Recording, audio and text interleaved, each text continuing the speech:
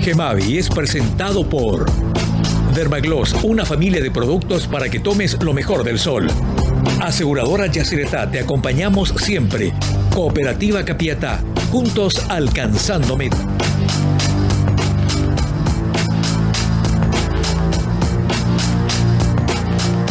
Muy buenas noches, bienvenido a Mega TV. Buenas noches, Denis, ¿cómo estás? Buenas noches, Germán, un saludo cordial a toda la audiencia. Linda temperatura hoy, Denis, ¿eh? Después de las lluvias pasadas en los últimos días, linda temperatura, un poco de solcito. Ya estamos cerquita de lo más fresco. Exacto. Que es lo que dice meteorología, porque ya estamos en otoño. Exacto, exactamente. Bueno, en la primera parte del programa vamos a conversar con una candidata a concejal municipal. Ella es del Partido Colorado y específicamente del movimiento que postula a Camilo Pérez como candidato a intendente municipal. Violeta Fornerón, ¿cómo estás? Buenas noches. Muy bien, buenas noches. Muchas gracias por la invitación y un gran saludo a toda la teleaudiencia también. Bueno, comenzamos por lo que más me sorprende, Violeta. Tenés 22 años y te candidatas a concejal municipal. Es así. Tengo 22 años, creo yo que soy la candidata más joven a nivel país, ¿verdad? Y actualmente del Partido Colorado para estas internas municipales de la ciudad de Asunción. Ahora, tenés una historia de liderazgo porque me decías antes de empezar de que fuiste presidente del Centro de Estudiantes de Economía y presidente de la Federación de Estudiantes de la Universidad Nacional. Es así. Sí, yo inicié mi camino gremial dentro de la Universidad Nacional de Asunción. Ya cuando ingresé, digamos que desde el día 1 me comencé a involucrar en las cuestiones del gremio, del liderazgo. Fui desarrollando paso por paso, ¿verdad? Comencé como delegada de mi curso, fui miembro del centro, vicepresidenta del centro, presidenta del centro de estudiantes de la Facultad de Ciencias Económicas. Yo soy estudiante de Economía. Que es la segunda facultad más grande de toda la Universidad Nacional. En realidad es la más grande. ¿Más que Derecho? Somos más grandes, sí. ¿Qué Derecho? En cantidad de alumnos somos más grandes. Somos la facultad. La Facultad de Derecho es la más grande. Sí, actualmente la Facultad de Ciencias Económicas. Sí. Va avanzando, son carreras que hoy se eligen bastante. Sí. Así mismo, por la fácil salida laboral. Fuiste presidente del Centro de Estudiantes de Economía y luego fui presidente de la Federación de Estudiantes de la UNA. Y de la UNA. De la UNA. O sea, de todos los presidentes de centro, de todas las facultades de la Universidad Nacional, vos fuiste presidenta. Es así. Así mismo. ¿Y estás terminando? ¿Tú hiciste eso con 22 años? Sí, señor, así mismo. Yo ingresé a la facultad prácticamente con 16 años y bueno, hoy estoy culminando mi carrera, estoy en proceso de tesis. Ya en poco tiempo estoy defendiendo mi trabajo final de grado y bueno, me voy a convertir en economista. Yo soy estudiante de la carrera de Economía. ¿Terminaste muy rápido el colegio también? Sí, terminé a los 16 años del colegio, ya ese verano probé. Hice el cursillo, ingresé a la facultad y bueno, ya ahí arranqué. Y realmente desde el día 1 me involucré en el gremio. Me encantó, algo que me conquistó ya desde el cursillo, por más de que era pandemia, yo ya me iba al centro, trabajaba con mis compañeros. Al comienzo no quería meterme tanto, pero bueno, no pude evitar. Cuando uno tiene esa llama adentro, no puede evitar meterse en este tipo de espacios. Y decime una cosa, y ese amor por el liderazgo que tuviste y que tenés, finalmente derivó tan joven en la política, digo, porque la gente se quiere meter en política, pero a los 22 años. Claro. Pero ¿tenés una familia, digamos, que tiene nexos políticos o es algo que nace en vos? Realmente yo soy la primera en mi familia inmediata. Sí, mi papá y yo nos afiliamos juntos. Él a sus 40 y pico, yo a mis 17 cumpliendo 18 años. Nos afiliamos juntos, mi mamá tampoco tiene nexos políticos, digamos. Sí existen antecedentes dentro de la familia. Mi apellido es Fornerón, ¿verdad? El actual gobernador del departamento de Ñembucú es familiar mío, ¿verdad? Pero digamos que en mi familia inmediata no existen antecedentes políticos. Yo vendría a ser la primera dentro de mi familia.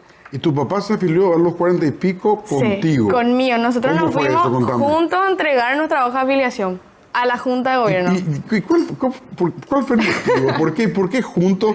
Y tu papá, digo. Sí. Bueno, yo soy de familia colorada, me afilié a los 15 años, tengo casi 40 y pico años de afiliación colorada, pero ¿cómo fue para que vos y tu papá? ¿Quién le llevó a quién? Yo creo que nos llevamos juntos, pero más él. Mi papá es un apasionado de la historia paraguaya, él hace más de 20 años trabaja en una asociación que anteriormente era una fundación que se llama Fundación Grupo Activo, ¿verdad? Entonces como que siempre estuvo él muy asociado a la historia paraguaya y lógicamente me transmitió eso a mí. Y yo entendí que el Partido Colorado era realmente el responsable del proceso de reconstrucción que tuvo nuestro país en la posguerra, ¿verdad? Entonces yo me fanaticé, digamos, en ese sentido, por el valor histórico que le agregaba al Partido Colorado en nuestro contexto actual, ¿verdad? Entonces yo entendí eso de la mano principalmente de mi papá, y un día dijimos, bueno, llegó el momento, vamos a afiliarnos. Yo estaba cumpliendo 18 años, me acuerdo que demasiado quería votar en las internas, y me fui y me afilié con él. Él y yo nos afiliamos juntos.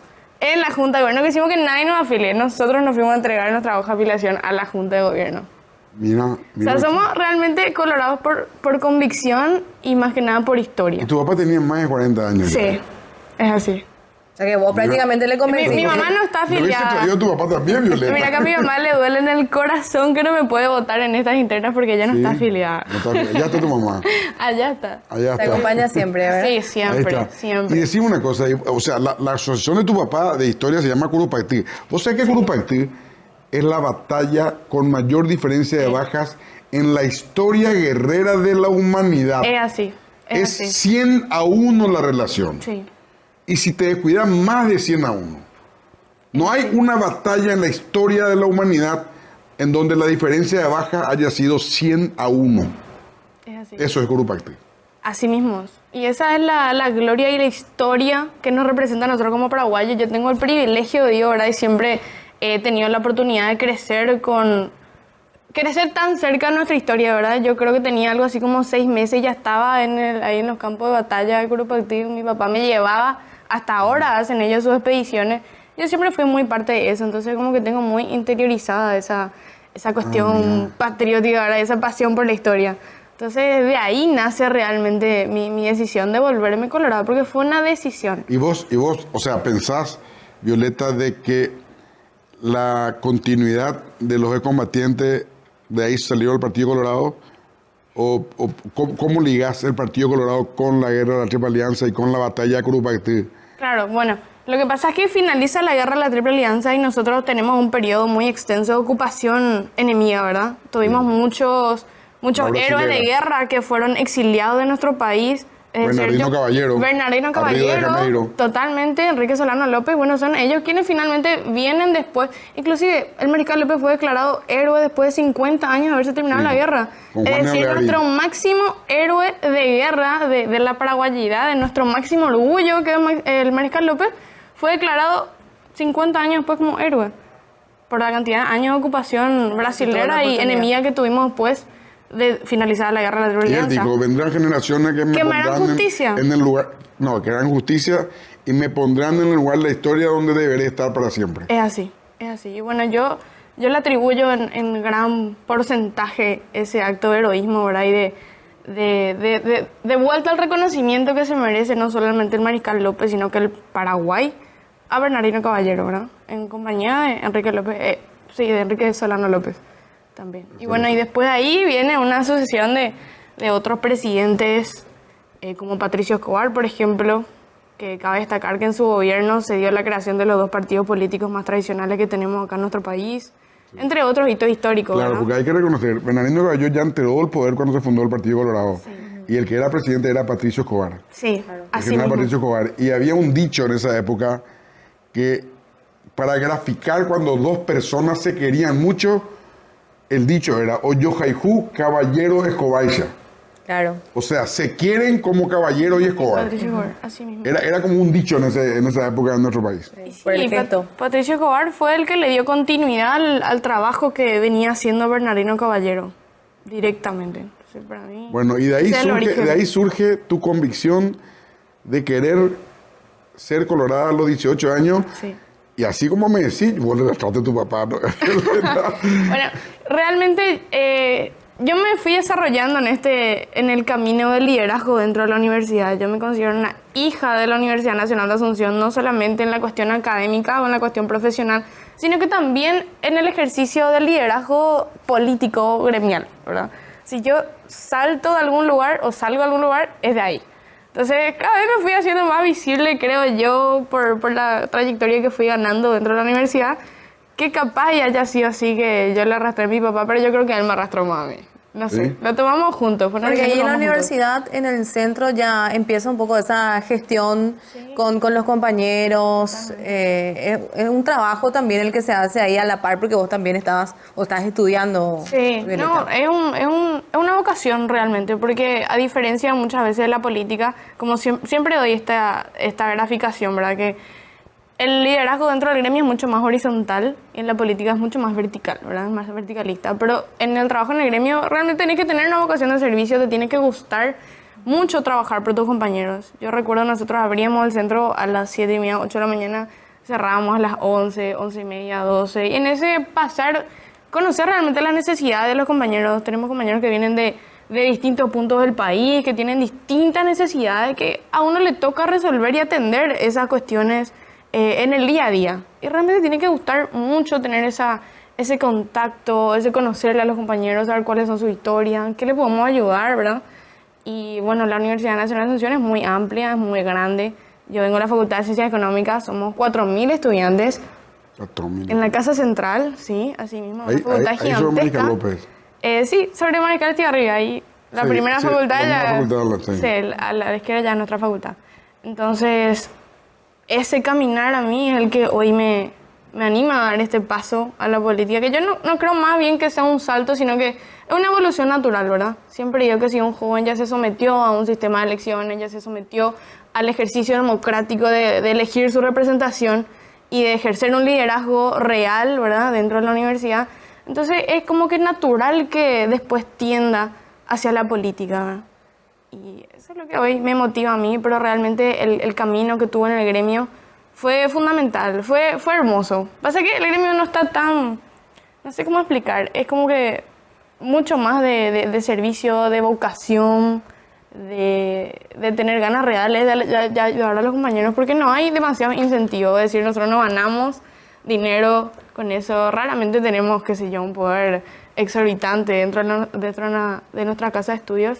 Entonces, uno se forma como líder, como profesional, como una persona y desarrolla una sensibilidad en la universidad. ¿Y en la primaria y secundaria no te salió ya Vos sabés ese que- amor por la política o por el liderazgo, Violeta? Vos sabés que yo me pongo a pensar y realmente siempre así fui delegada en mi curso y cosas así en el colegio, pero yo era bailarina, ¿verdad? Yo soy profesora superior en danzas, entonces como que toda mi energía concentraba en el baile, era súper, hiper, mega recontra fanática del baile. Yo me iba a mis clases, salía del colegio, yo entraba en la academia, salía a las 8, 8:30 de la noche todos los días, me iba a ensayar, competía, hacía clases, tomaba cursos, o sea que era mi mundo, era el baile en ese momento. Recién cuando yo termino el colegio, que da también la coincidencia que empezó la pandemia, cambió un poco la dinámica en esa transición, ¿verdad? Que fue medio complicada para muchos sectores, en especial la danza, porque teníamos que hacerlo en nuestras casas. Entonces ahí yo ingreso a la facultad. Como ingreso y seguíamos todavía ahí como que saliendo de la pandemia, comienzo a quedarme más en el centro. Un día me fui a inscribirme nomás y me quedé a la tarde. Y ya veía cómo los demás sí trabajaban, llevaban los papeles, entregaban, qué sé yo, y daba gusto. Y después al día siguiente me quedé otra vez. Y después de unos días me fui y me quedé otra vez todo el día. Y ya no salí más nunca. Realmente me enamoré del gremio y del servicio que veía que mis otros compañeros más grandes hacían. Me gustó y me quedé. Pero nunca pensando en que en algún momento iba a hacer algo. Realmente lo hacía porque me gustaba nomás. Claro. Me divertía mucho. Y hablando del mundo de la economía, ¿qué línea económica te gusta más? O sea, ¿sos ortodoxa, heterodoxa? ¿Te gusta Keynes? ¿Te gusta Milton Friedman? ¿Te gusta Hayek? ¿Quién te gusta? David Ricardo en el siglo XIX. ¿Cuál es tu línea económica, si te pregunto? Yo creo que más neo-keynesiana. ¿Te gusta Keynes? Sí. Es así. ¿Te gusta la Un poco intervención más. del Estado en la economía? Entonces? Me gusta la intervención del Estado en la economía. Sí, es así. Hoy la Municipalidad de Asunción requiere mucha gestión, si es que vamos a cambiar la palabra en relación a intervención. De hecho, que también tuvo una intervención la gestión de la municipalidad con Oscar Enecho Rodríguez. ¿Cómo ves hoy el municipio asunceno, Violeta? Yo creo que el intendente actual, Luis Bello, se está enfrentando a una situación compleja financieramente dentro del municipio, tenemos intereses por deudas de bonos que se emitieron anteriormente bastante altos, que los ciudadanos hoy están pagando, ¿verdad? Pero el problema es que están pagando esos intereses sin ver realmente los resultados y sin ver las obras que se prometieron por la emisión de esas deudas o de esos bonos, ¿verdad? Una parte muy importante del dinero que estaba destinado a obras se destinó finalmente a gastos corrientes. Y es un peso con el que está cargando hoy el actual intendente, que veo que está haciendo un esfuerzo muy grande en ordenar esas deudas y ordenar las finanzas del municipio, pero claro que es un trabajo que se tiene que continuar haciendo hasta el punto en que el orden se traduzca en beneficios reales y en obras y servicios dignos para la ciudadanía. Esa es un poco la visión que tengo sobre cómo está encarando el intendente actual y cómo quedó el municipio al salir el intendente anterior, Nenecho Rodríguez. ¿Cómo fue? ¿Por qué militar en Honor Colorado, Violeta? ¿Cómo fue eso? Yo siento que Honor Colorado representa un poco la renovación que yo espero también dentro del partido.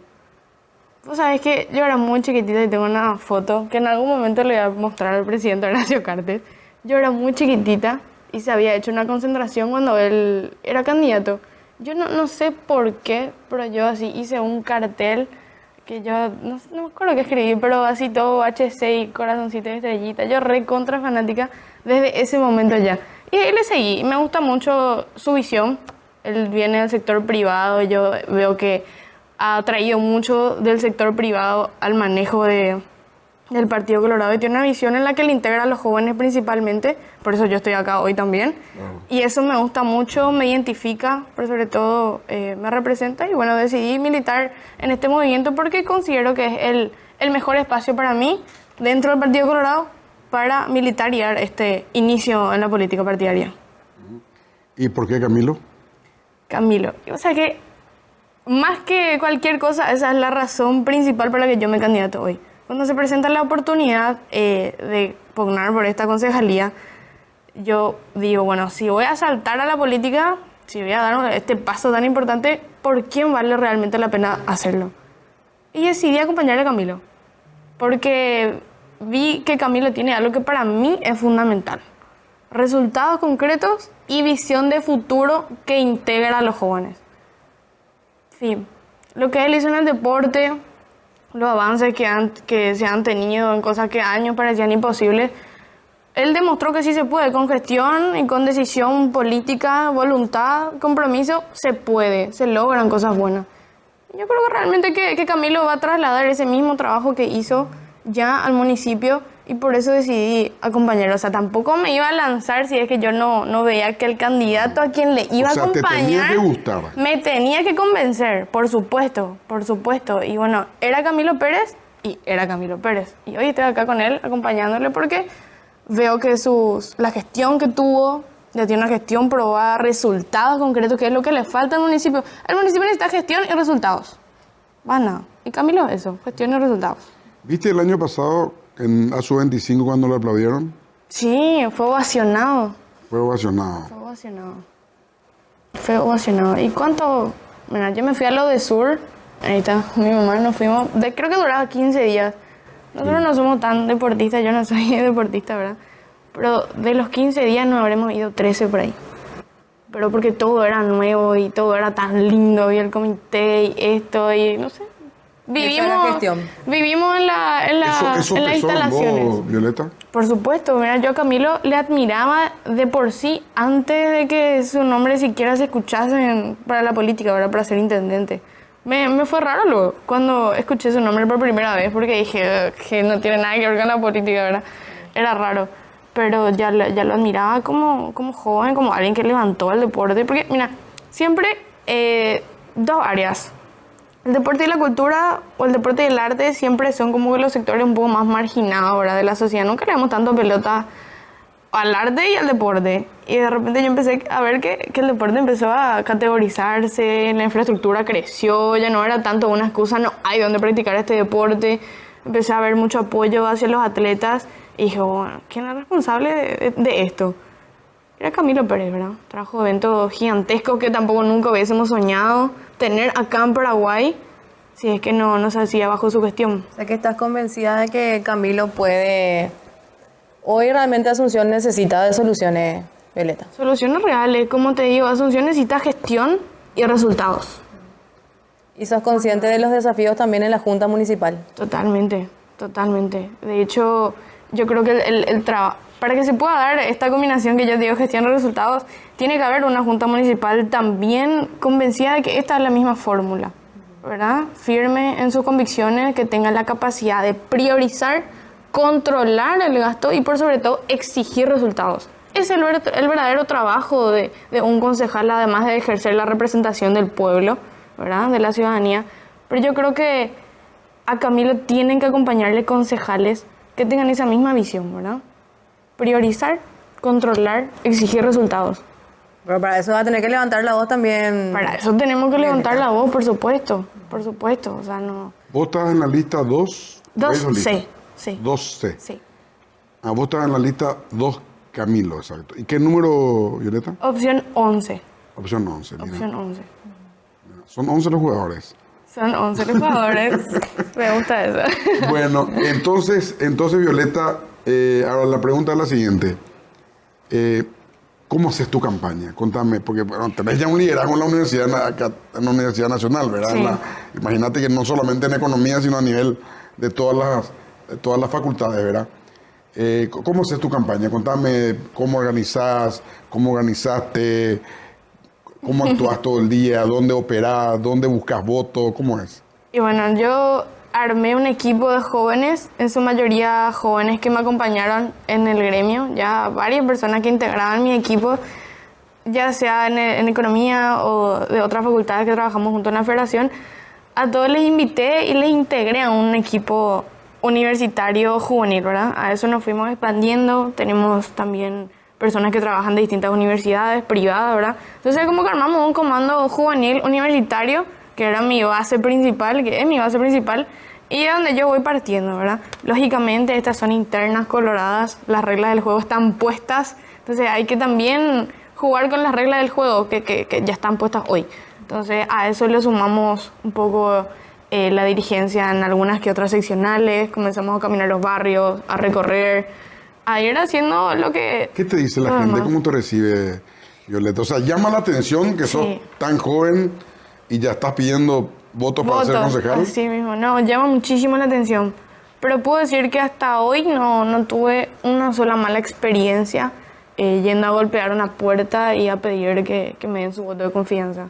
¿Qué le decía a la gente, Violeta, cuando vas así a los barrios de Asunción? ¿Cómo es esa conversación que tenés de repente, no solo con la señora, con el señor, con los vecinos del barrio de Asunción? Y la verdad que es muy lindo, a mí me encanta, esta experiencia la valoro muchísimo porque me encanta compartir con la gente. Una realidad que le digo a todo el mundo, esta experiencia que estoy teniendo hoy no la iba a tener, pero jamás, si es que no me sometía a una candidatura, por ejemplo. O sea, ¿en qué otro contexto te vas a ir a caminar los barrios, por ejemplo? A conocer y literalmente caminar. En ningún otro, o sea, solamente en esto te das cuenta y conoces, pero muchísimas cosas, muchas realidades. Y principalmente me presento, ¿verdad? Les llama luego la atención mi rostro, ¿verdad? Como que tan jovencita.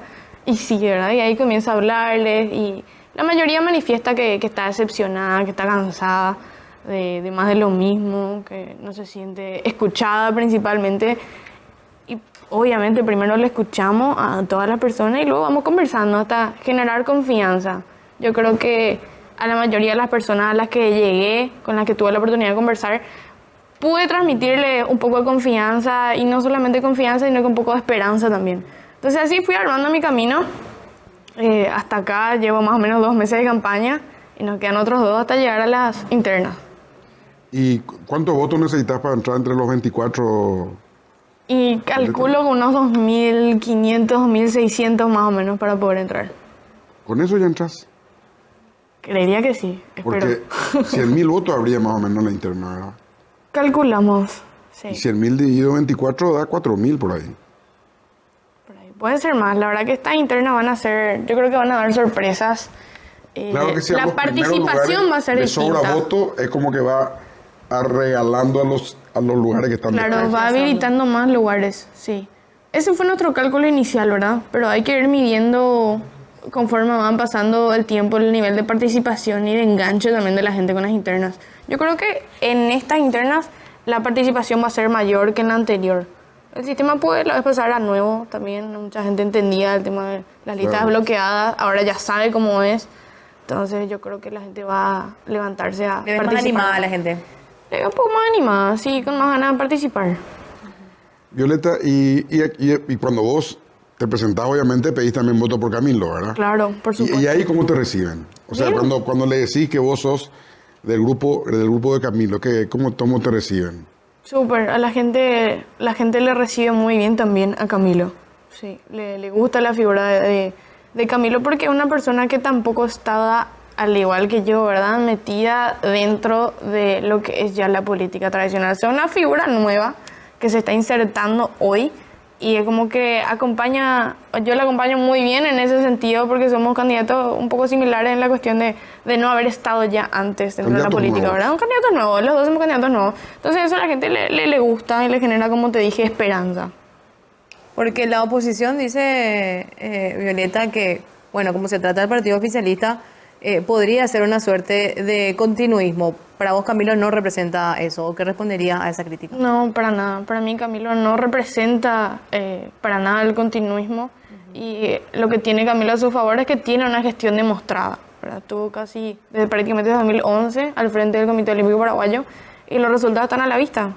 Los resultados están a la vista y su principal carta de presentación no es vender un discurso o no es convencerle a la gente porque sí o porque él diga que tiene que confiar en él, sino porque realmente ya hizo y consiguió excelentes resultados. O sea, posicionó a Paraguay dentro del mundo como nunca antes nadie lo había hecho. Bueno, y finalmente, Violeta, en caso de llegar, ¿tenés algún objetivo que quieras hacer, alguna realización que quieras conseguir? Digo ya en la Junta Municipal. Y una de mis propuestas principales y algo que me encantaría lograr implementar dentro de la Junta es la creación de una Junta Joven, le llamo yo, una Junta Joven, que va a tener el mismo ejercicio parlamentario que se tiene dentro de la Junta Municipal, pero con jóvenes, ¿verdad? Que van a durar un año en sus funciones, va a ser ad honorem claramente, y van a tener un reconocimiento y ahí van a tener el espacio institucional para hacer escuchar sus voces y sus propuestas. Discúlpame. Y es Una junta joven, así no mismo. entendí. Como un consejo municipal Pero todos de la jóvenes. juventud. Sí, todos jóvenes. Así de dónde también. de dónde vas a elegir 24.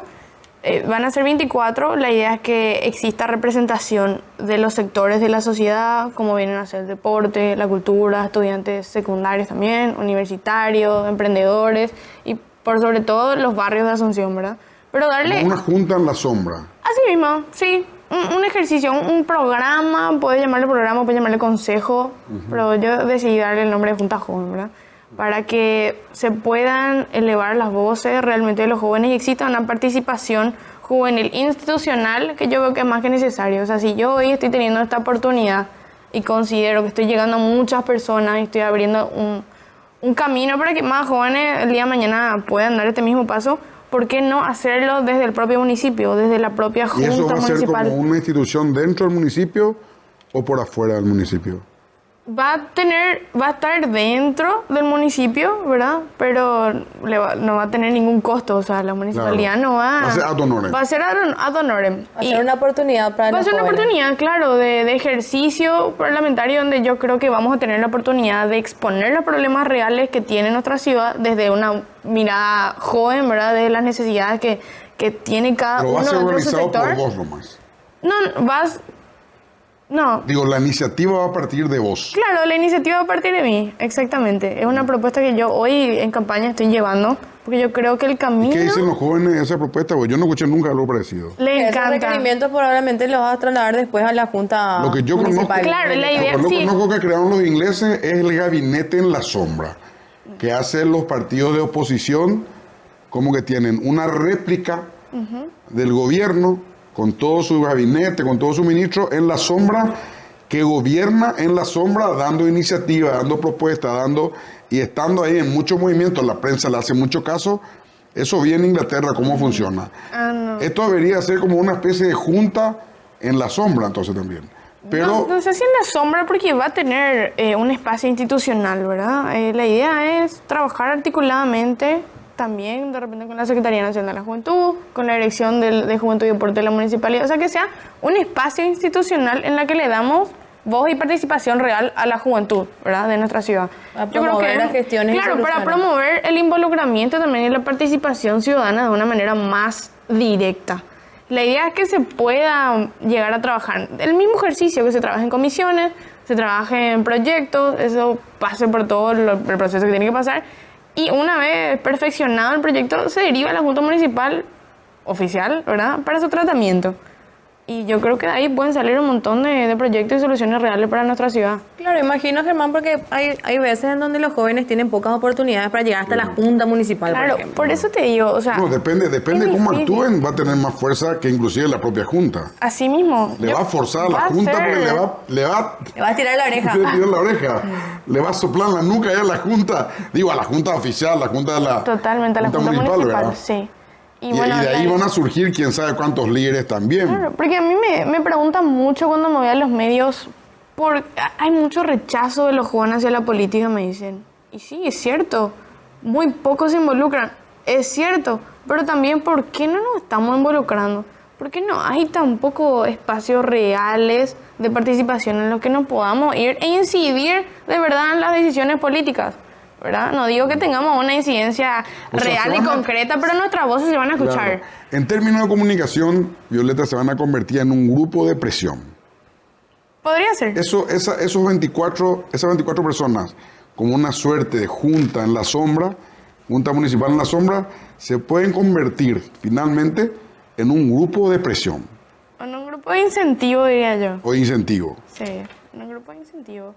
Más que nada es para promover la participación y, como dijo ella, muchas veces no tenemos los jóvenes dónde ir a decir nuestras cosas. No existen los canales o los espacios reales. Esto va a ser eso. Y funciona muy bien. Estuve mirando el caso, por ejemplo, de una provincia en la ciudad argentina. Y funciona hace 3 años y han salido proyectos espectaculares en distintas áreas ambientales, gestión de residuos, pavimentación, por ejemplo, que salió de ese espacio juvenil, ¿verdad? Porque finalmente se deriva al proyecto o al proyecto de Pero ordenanza eso te ha a de la hacer Junta llegar Municipal. súper con los sectores jóvenes, esa iniciativa.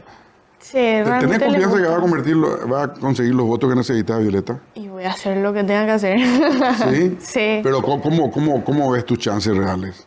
Yo creo que sí, yo creo que tenemos oportunidades reales de llegar, más los votos que estamos levantando hoy son votos completamente orgánicos, de pura convicción y pura esperanza que generamos en la gente. Y eso votos se con- contagia, eso se Claro, contagia. vos vas a ir contra el voto de estructura, entonces. Yo voy un poquito contra el voto de estructura, sí.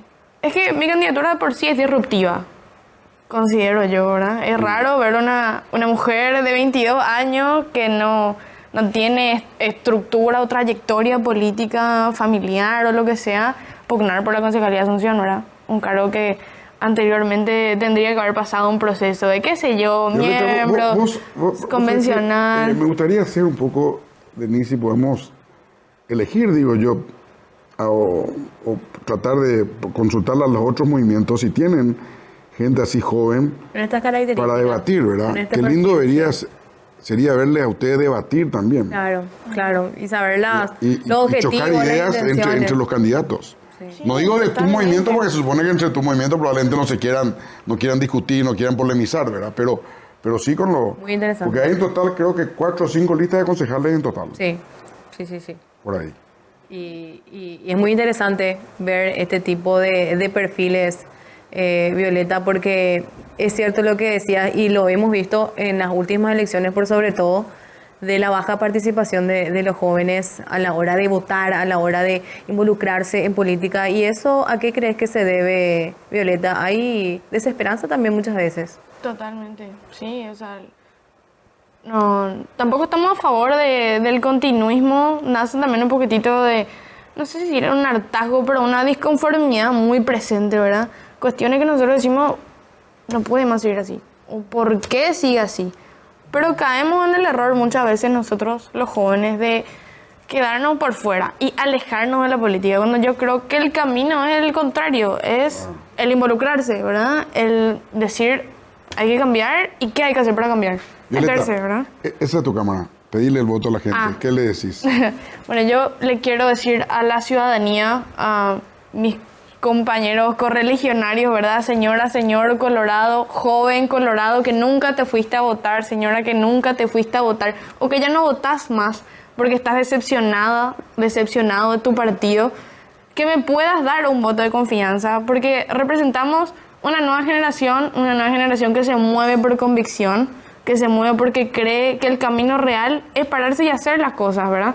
Jugar el partido con las dificultades que tengan, porque creemos que hay que cambiar las cosas y nosotros representamos eso. Yo represento eso, el cambio, Camilo representa el cambio.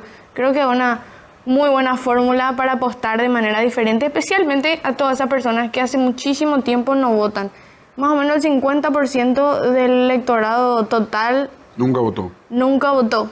que están afiliados al partido en una elección municipal. Sí. Hay un 50% de personas que no votan o que están afiliadas al partido y no votaron en las elecciones pasadas o nunca lo votaron. Y a todas esas personas que están decepcionadas de su partido, especialmente les hablo y les digo, yo hoy nazco de esa misma sensación, yo siento lo que sienten ustedes y creo que yo soy el cambio junto con Camilo Pérez. No se olviden, lista 12, opción 11. Bueno, entonces recordando lista 12, opción 11. Sí, señor. Violeta, muchas gracias. Muchas gracias a ustedes Entonces, y bueno, te pongo una encantadísimo. palabra que va a estar para un debate, ¿sí? Claro que sí, por supuesto. Pues, encima tenemos nuestro programa los lunes, que es solo política.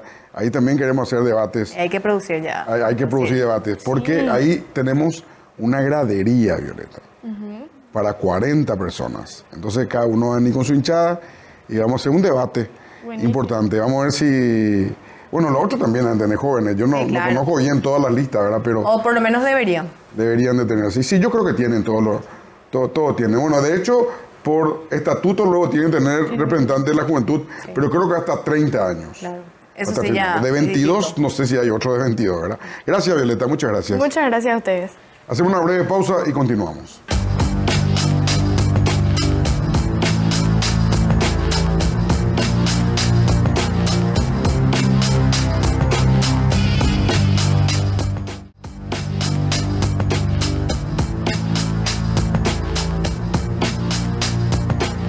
¿Denis? Y en la cooperativa Capiatá, hace 41 años apoyamos tu crecimiento con las mejores opciones: ahorros, créditos, tarjetas, distribución de excedentes y servicios sociales. Asociate y forma parte de la gran familia de socios que ya están impulsando su futuro. Al asociarte, podés acceder al Colegio Politécnico, al Centro Médico Taba, al Instituto de Arte La Candelaria y al Club Social y Deportivo. Seguinos en redes sociales como Cooperativa Capiatá. Cooperativa Capiatá, juntos alcanzando metas. La FEPRINCO, que es la Federación de la Industria, el Comercio y la Producción, que engloba a todos los gremios, o la mayoría de los gremios, lanzó un comunicado bastante largo y bastante fuerte. Casi, Denis, como no visto en los últimos tiempos, por lo menos. Sí. Donde abarcó varios aspectos de la vida nacional y habló de los tres poderes del Estado y habló fuerte y habló claro. Estuvieron representantes en la Unión Industrial del Paraguay, en un escenario donde estaban los principales líderes gremiales de nuestro país. Y bueno, dieron un comunicado que pesó hondo, ya tuvo consecuencias directas en la clase política ya el día de hoy. Así que vamos a hablar con su vocero, el presidente del Centro de Importadores del Paraguay, Iván Dumont. ¿Qué tal, Iván? Buenas noches, ¿cómo estás? Buenas noches, Denis. Buenas noches, Germán. Un gusto estar con ustedes. Sí, la verdad, un día movido para nosotros desde la perspectiva gremial. Como bien decías vos, hace tiempo que FEPRINCO, o digamos que el sector gremial en general, no toma una postura de este tono, digamos, pero creemos que se fueron dando circunstancias que hacen que sea el momento de marcar, digamos, o intentar por lo menos que haya una inflexión en el camino y tratar de recuperar un poco la mirada reformista que había a principios de gobierno y no embarcarnos en el plan en el que está el sector político, que mira solamente ya el electoralismo que viene para adelante, donde se va a perder probablemente la oportunidad de hacer muchas cosas que hay por hacer todavía. Ahora, Iván, tuvo como 5 páginas el comunicado. Sí, extenso, muy extenso. El presidente de la Unión Industrial, Enrique Duarte, leyó y parecía que no acababa nunca. De esas 5 páginas, ¿cuál es la parte más importante o más fuerte según tu óptica? ¿Cuál es? Porque hablaban de muchas cosas. Sí, sin entrar en, o sea, hay un montón de temas que tocamos, pero conceptualmente yo creo que el concepto más importante es que tenemos que volver a mirar las necesidades económicas del país desde la perspectiva de lo mucho que hay por hacer y no perdernos en la efervescencia política que empieza a haber ahora y que ya no termina hasta el final del mandato del presidente Peña. Ya entramos ahora en el periodo de las internas municipales, después vendrán las generales municipales, después ya estaremos en el año que viene en internas para las generales y esto ya no tiene más el momento de tranquilidad de ejecución que tenía el Poder Ejecutivo a principios de su periodo y sentimos que no solamente el sector legislativo y el sector político en general está en ese modo eleccionario, sino que eso está condicionando las acciones del Poder Ejecutivo y creemos que el mensaje principal es en este momento, y creo que no hay que mirarlo como una crítica, creo que hay que mirarlo como una posición del sector gremial o del sector empresarial que está dispuesto a colaborar con el gobierno en el sentido de lo que hay que hacer todavía y que se le tome al sector empresarial como un actor relevante para contrabalancear un poco el muchísimo peso político que va a haber en el próximo tiempo que nos resta de este gobierno. Entonces, también arrancamos explicando un poco lo que se hizo bien y haciendo ver que esas cosas que se hicieron bien no necesariamente son suficientes, fueron muy buenas. Los gremios han aplaudido durante el inicio de este gobierno las cosas que se han hecho bien, pero eso no nos va a dejar en la postura de quedarnos con lo que se hizo y no seguir insistiendo en lo mucho que hay por hacer. Y no podemos entender que el modelo de gobierno en nuestro país sea que a la mitad de un gobierno ya no haya más esperanza de hacer cosas importantes porque empieza la carrera electoralista. Claro. Ahora, ustedes le hablan a los 3 poderes del Estado. Así es. También le hablan a la Fiscalía, ¿verdad? Que es un órgano de extrapoder. De todos modos, estos 3 poderes del Estado, el Poder Ejecutivo está personalizado en una persona. Es una persona. Entonces ahí es más fácil hablar, golpear, porque es la persona responsable. Sin embargo, le hablan al Parlamento, o sea, le hablan a 125 personas. Entonces las 125 personas se preguntan, a mí el que me está hablando. Yo me corro 10 centímetros y ellos no me ven. Le hablan al Poder Judicial, que la cabeza del Poder Judicial son 9 ministros. Aunque tiene un presidente que rota año a año, igual no hay una persona que es encargada y que es responsable de todo el Poder Judicial. Entonces, ¿qué expectativa tienen, Iván, de que lo que ustedes están en este momento demandando o están exigiendo se convierta en realidad? Por ejemplo, hablan del tema de la caja fiscal. En la caja fiscal, usted dice que lo que se hizo es insuficiente, sí, que se hubiese aprovechado para hacer algo más fuerte y que finalmente la politiquería, voy a poner en mi palabra porque no tengo de memoria, leí todo el comunicado pero no tengo de memoria, ¿verdad?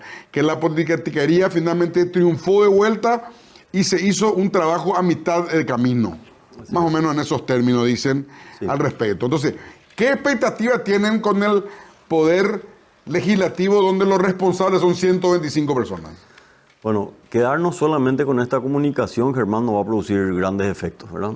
Aquí el poder que se manifestó ya de antemano respecto a esta posición de los gremios fue el Poder Ejecutivo. El Poder Ejecutivo nos pidió un espacio de diálogo, nos pidió tener una conversación previa con el equipo económico que encabeza el ministro Lovera hoy. Y lastimosamente ese espacio se dio a medias en estos días, pero la expectativa es generar un espacio de comunicación más cercano con el Poder Ejecutivo y replicar ese modelo en los demás poderes. Yo creo que es algo que pocas veces se ha hecho, pero nosotros necesitamos sentarle a la mesa al presidente del Senado o al presidente de la Cámara de Diputados y contarles por lo menos la mirada desde la perspectiva de los sectores económicos que son los que sostienen el país. Nosotros necesitamos encontrar un lugar donde ellos también escuchen la realidad que vive el sector productivo. porque entiendo que el mundo de la política a veces escapa de esas realidades y creo que es nuestro rol encontrar ese espacio. Y tenés toda la razón cuando decís, ahí hay 120 personas, nadie se va a sentir directamente aludido, pero hay responsables que dirigen, digamos, esos grupos y a quienes es nuestra obligación hacerle llegar ese mensaje. Pasa lo mismo con la justicia, ¿verdad? En la justicia también hay un celo de que los diferentes poderes no pueden involucrarse en lo que tiene que hacer uno u otro. A veces nosotros llevamos nuestras críticas al Poder Ejecutivo por cosas que se hacen en la justicia y ellos dicen, yo hasta acá puedo llegar porque no puedo interferir en otro poder. Entonces, ahí también estamos buscando después de esto un espacio de diálogo con el Poder Judicial, porque hay medidas, muchísimas medidas cautelares que se toman hoy que interfieren directamente en la economía o en las propias leyes que el Poder Ejecutivo dicta o el Poder Ejecutivo en consenso con el Legislativo pone en vigencia y después se truncan por medidas cautelares que salen desde el sector judicial. Entonces, la importación de alimentos, por ejemplo. Por ejemplo, uno de los casos y muchas otras medidas cautelares que, bueno, en el sector salud hay un montón, ¿verdad? Que son perforaciones enormes al sistema de IPS también hoy. Entonces, entiendo que ellos miran desde la perspectiva puramente legal, pero en algún momento tienen que hacer un poco una mirada del bosque y no solamente del árbol y entender el impacto de esas medidas, porque lo grave de una medida cautelar como el caso de los alimentos que mencionabas, es que son medidas cautelares que están allí latentes mientras se resuelve el fondo de la cuestión. Entonces, si existe una razón para otorgar esa medida cautelar, es solamente para que no genere un perjuicio mientras se estudia la medida de fondo. Pero el modelo es que no se estudia nunca la solución del fondo y eso queda ahí latente produciendo un beneficio para el que solicitó la medida cautelar y la justicia nunca llega a la conclusión de si el pedido corresponde o no corresponde o si al final del caso, como ocurre muchas veces, el pedido de un particular es más importante que el bienestar general de la población, como ocurre en el caso de la salud. O sea, tienen el derecho comercial que plantean, pero el perjuicio final es el perjuicio a toda la población. Entonces, si se llegara a la discusión del fondo de la cuestión, se resuelve el fondo y se termina la medida cautelar. Entonces, ahí el modelo termina siendo perverso. Ahora, hay otro tema, Iván. Voy a tocar de los distintos aspectos que recuerdo, porque la verdad que leí una vez. Pero me encanta el tema, así que recuerdo algunas cosas. Ustedes hablan, por ejemplo, del tema del déficit fiscal, hablan de los impuestos. Evidentemente, nuestra economía actual está demostrando de que el presupuesto ya no entra, no alcanza con los impuestos que pagamos, ni con el déficit que nos pusimos como tope. Entonces, ustedes rechazan rotundamente la suba de impuestos, obviamente van a ser los afectados directos, y dicen, laxemos un poco, flexibilizar un poco el tema del déficit fiscal. Concretamente, ¿qué proponen en ese A ver, yo no diría que el rechazo al análisis de los impuestos es absoluto y rotundo. El punto es que, y Benigno López estuvo en el programa de ustedes hace poco, y con él fue el último compromiso que se tomó entre el sector público y el sector privado, donde nosotros, el sector privado, aceptamos nuevas cargas impositivas, aceptamos reformulaciones de ciertas reglas de juego, y en la contrapartida que tenía que hacer el sector público era una profunda revisión y reestructuración del gasto público. Y esa tarea no se hizo nunca, Germán. No solamente quedó en stand-by, estamos peor que antes. Entonces, si esa discusión no la enfrentamos ahora, el día 2 del próximo presidente de la República va a estar obligado a discutir impuestos con nosotros sin haber hecho el trabajo previo. Entonces, el punto en cuestión hoy es, sí, el presidente Peña dijo no voy a aumentar impuestos, pero no podemos quedarnos solamente con eso. Desde nuestra perspectiva tenemos que trabajar en qué hay que hacer y cuál es la hoja de ruta para que la discusión del gasto público sea eficiente y vaya al fondo de la cuestión, porque si no va a quedar en solamente un discurso que le sirve en un momento o no a cada una de las partes, pero nadie actúa sobre eso. Sugeríamos en una conversación que tuvimos en estos días con sectores con el ministro de Industria y Comercio en concreto, así como el Ministerio de Industria de Comercio contrató a una consultora internacional para preparar el plan del crecimiento 2X de Paraguay, que lo habrás visto en algún momento trabajando con McKinsey, ¿verdad? Un buen trabajo, una buena radiografía de lo que hay que hacer para proyectar el crecimiento. Nosotros también creemos que ese es un camino para estudiar la cuestión del gasto público.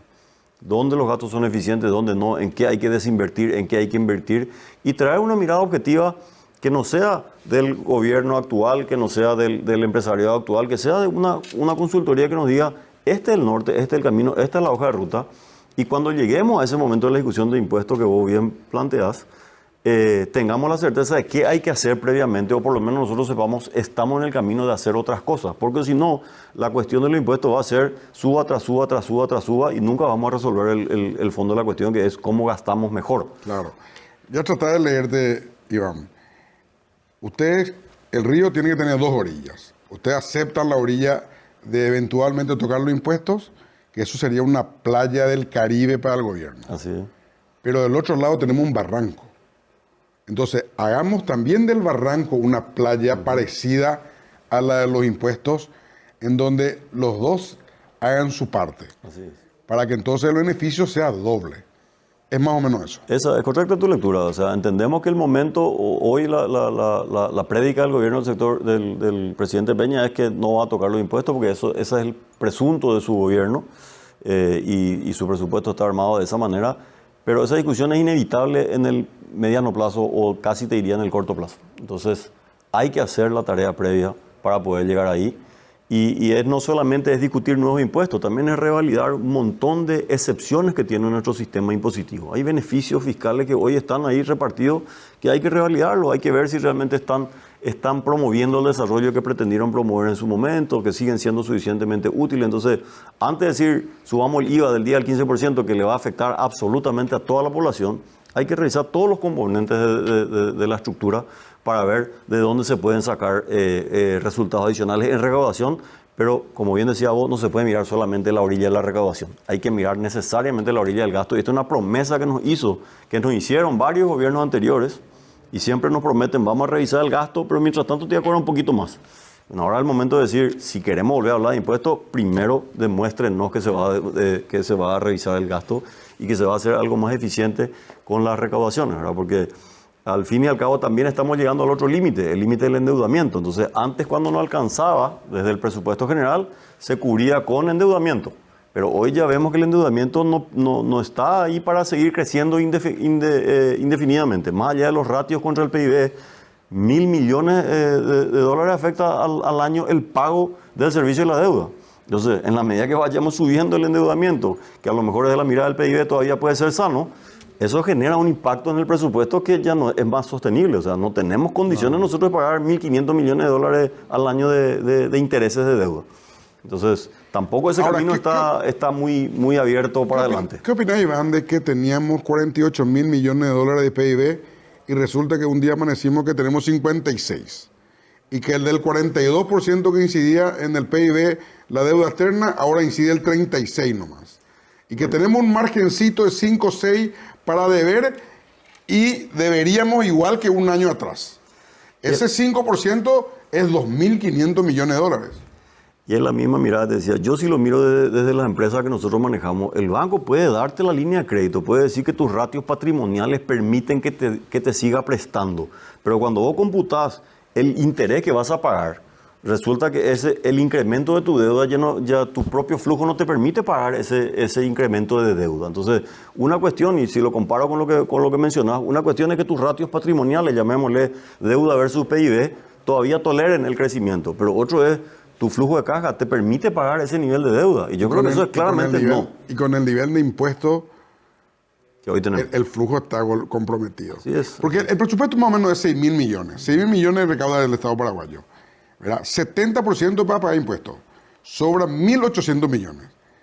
Vos tenés, en obras públicas tenés 500. Voy a redondear, Iván, no voy a hacer. Lastimosamente uno de los factores que más rápido se cortan. Claro. Segundo, en remedios o en medicamentos tenés 500. Ahí ya te sobra 800 nomás. Así es. En gastos sociales tenés como 400, 500. Tenés hambre cero, que el 31 de diciembre de este año termina lo de Itaipú. En teoría, vamos a ver si conseguimos todavía, pero en teoría termina. Eso se va a sumar. Sí. O sea, no hay la plata. No hay de dónde. Y esa cuenta que hiciste se agrava cuando decís, y aparte hay 400 millones de caja fiscal que no está... No, de caja fiscal. Que no está... Me olvidé de la caja solventada, fiscal. ¿verdad? Entonces ahí ya entramos negativo. Ese 400 quedó ahora en 280, 260 más o Digamos, menos. pero en el crecimiento de la base, en un par de años más vamos a estar de vuelta. En 3-4 años vamos a estar de vuelta en 300, 400 millones. ¿Verdad? Entonces, finalmente, hoy estamos negativos tomando ahora, todas esas cuentas. ¿verdad? Iván, me sorprende un poco, digo, negativamente me sorprende que vos me digas, vamos a ver si podemos hablar con el presidente del Congreso. Vamos a ver si podemos hablar con el presidente de la Cámara de Diputados. Vamos a ver si podemos hablar con la justicia. O sea, vos me das un poder con lo que estuvieron hoy, esta mañana, firmando o asistiendo a la lectura de ese comunicado de usted o de esa declaración. Yo te consigo en 2 horas una audiencia con esa gente, ¿no? Sí, tal vez mi expresión no es la correcta. Lo que quiero decir es, vamos a tratar de llevar hacia ahí la búsqueda de un resultado. Vos me preguntabas qué podemos hacer para que esto no quede en un mensaje que sea un tiroteo general y que no baje a que nadie se responsabilice, ¿verdad? Y te decía yo, bueno, creemos que el camino es el diálogo con las personas que lideran estos poderes hoy.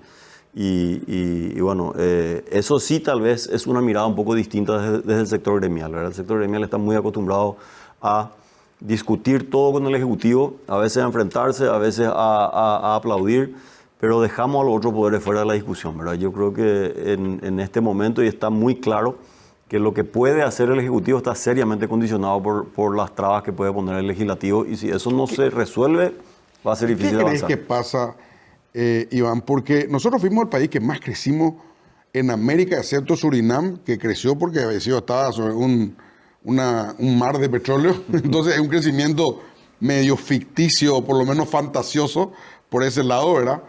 6,6%, 6,5%, un poquito más de 6%. El segundo creció 4 y pico, o sea, le basureamos al segundo. Este año estamos en la perspectiva de 4,2, probablemente vamos ahí arriba porque llovió bien y aparentemente va a llover bien. Muy bien, sí. Así que va a venir el campo, el agro va a venir bastante bien, los pastos van a salir bien, va a haber mucha ganadería, va a haber mucha carne. Entonces, con ese escenario, o sea, yo si veo esos números, si veo ese crecimiento, creo que me voy a reunir con un empresariado que va a estar sonriente de oreja a oreja. Y yo miro ese comunicado de hoy y digo, Prampo, entonces no es el país que está creciendo lo que está creciendo, no es un país que aumentó o que acumuló casi $2.000 millones más de reserva en los últimos 2 años.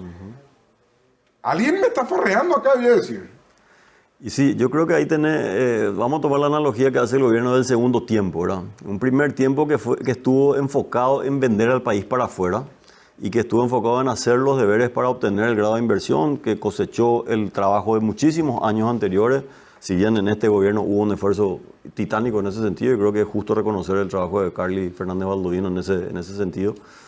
Pero este segundo tiempo requiere una mirada más hacia adentro, ¿verdad? Y ahí es donde vos decís, ¿por qué me encuentro con un empresariado tal vez disconforme a pesar de todos los éxitos? Porque esos éxitos mirados para afuera no necesariamente se reflejan en la realidad y en el día a día. Es la famosa desconexión de la macro y la micro, y en muchos casos ni siquiera llegamos a esa situación tan teórica, sino que llegamos a la realidad de tener un IPS donde nosotros los empresarios pagamos todos los meses el aporte, a nuestros funcionarios se les descuenta ese aporte, y a la hora de ir a pedir el servicio no tienen médico, no tienen turno, no tienen medicamento, tienen que terminar pagando de su bolsillo un montón de gastos que se supone que no deben enfrentar.